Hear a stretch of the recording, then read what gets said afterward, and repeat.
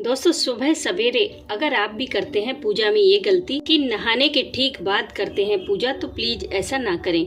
आज की वीडियो में हम बात करने वाले हैं कि हम कब और कैसे पूजा करें, क्या पढ़ें, कौन सा मंत्र जाप करें, क्या भोग लगाएं, किस समय की पूजा ज्यादा इफेक्टिव होती है, और अगर आप नॉन वेज प्याज लहसुन खाते हैं तो लड्डू गोपाल की सेवा कैसे करें। तो चलिए वीडियो शुरू करते हैं। दोस्तों अक्सर हम सुबह सुबह नहाने की जस्ट बाद पूजा करते हैं, उसके बाद कुछ और काम करते हैं। जैसे ही हम नहा कर आते हैं तो जैसे होते हैं वैसे ही पूजा करने चले जाते हैं। कई बार तो सर पर तौलिया लपेटा होता है, नहाते समय बिंदी छूट गई होती है, सिंदूर नहीं होता, लेकिन फिर वो सोचते हैं कि पहले जल्दी से नहाकर पूजा कर लें, फिर तैयार होंगे या कुछ और काम करेंगे। तो इसका मतलब साफ है कि हम पूजा को निपटाते हैं।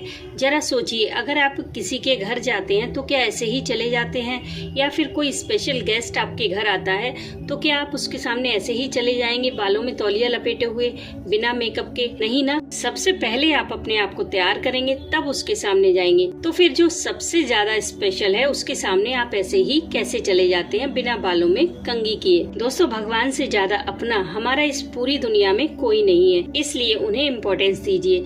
जब आप सुबह पूजा करने जाएं तो सबसे पहले उनके लिए खुद को तैयार कीजिए। आपका पहला मेकअप ईश्वर के लिए होना चाहिए। मैं ये नहीं कह रही कि आप सुबह सुबह foundation, mascara, face powder, eyeliner वगैरह लगाकर बैठ जाएं।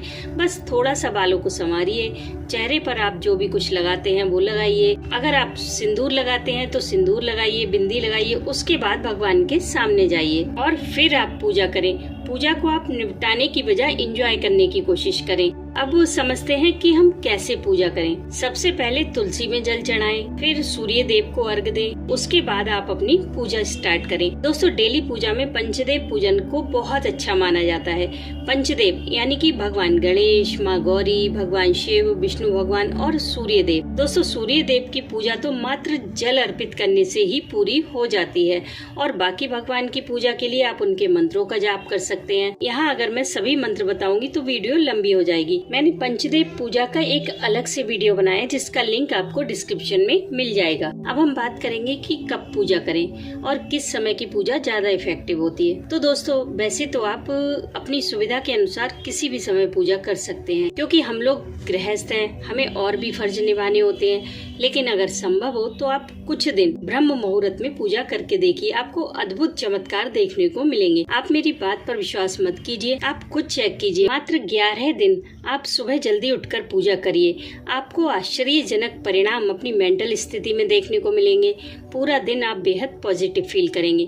आप सुबह सुबह उठकर कोई भी मंत्र जाप कर सकते हैं, छोटा सा, जिसमें भी आपकी श्रद्धा है। नाम जाप कर सकते हैं, लेकिन ये गिनती मत कीजिए कि आप 10 माला जाप करें या 20 माला जाप करें। मंत्र जाप में आप क्वांटिटी नहीं बल्कि क्वालिटी देखिए। आप चाहे 1 माला ही जाप करें, चाहे 21 बार ही जाप करें, लेकिन पूरे मन से, पूरी श्रद्धा से जाप करें। दोस्तों पूजा आप किसी भी समय कर लें, लेकिन ब्रह्म मुहूर्त यानी कि सुबह 3 बजे से लेकर 5 बजे के बीच की पूजा सबसे ज्यादा इफेक्टिव होती है, और इस पूजा का कोई ऑप्शन नहीं है। ये मेरा खुद का एक्सपीरियंस है। तो आपका मन रखने के लिए मैं ये बिल्कुल नहीं कह सकती कि आप किसी भी समय पूजा करें, रिजल्ट सेम है।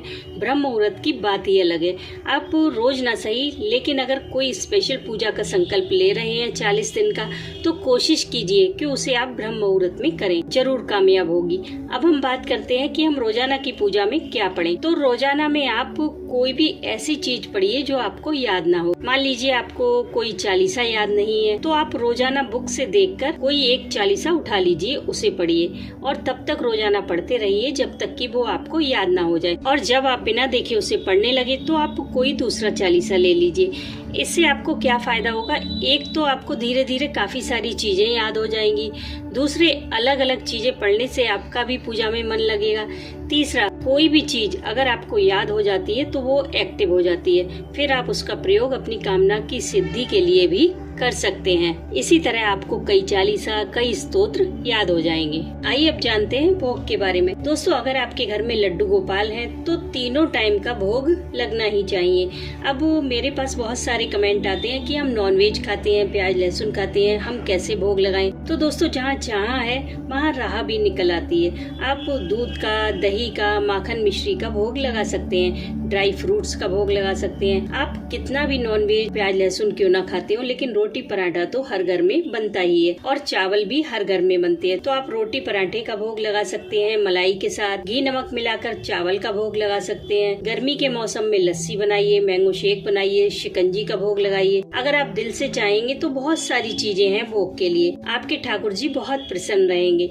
धीरे धीरे आप देखेंगे आपके सारे विकार दूर हो रहे हैं। बहुत सारे लोग कहते हैं कि हम प्याज लहसुन खाते हैं, हम ठाकुर जी की सेवा कैसे करें। वो अपने बच्चों को भी सेवा करने से मना करते हैं, लेकिन मैं कहती हूँ आप बिल्कुल सेवा करें, बिना किसी डर के, बिना किसी झिझक के। आप लोग जो नॉनवेज प्याज लहसुन वगैरह खाते हैं उन्हें तो ठाकुर जी की सेवा जरूर करनी चाहिए, ताकि आपकी सारी बुराइयां दूर हो सके। क्योंकि कई घरों में मैंने देखा कि बच्चे नॉनवेज खाते थे, जब कान्हा जी उनके घर में आए तो बच्चों का नॉनवेज से अपने आप ही मन हट गया। तो आप भी बिंदास कान्हा जी की सेवा करें, अपने भोग का इंतजाम वो खुद कर लेंगे। अगर आप पंचदेव पूजा की आसान विधि देखना चाहते हैं तो इस वीडियो को जरूर चेकआउट कीजिएगा।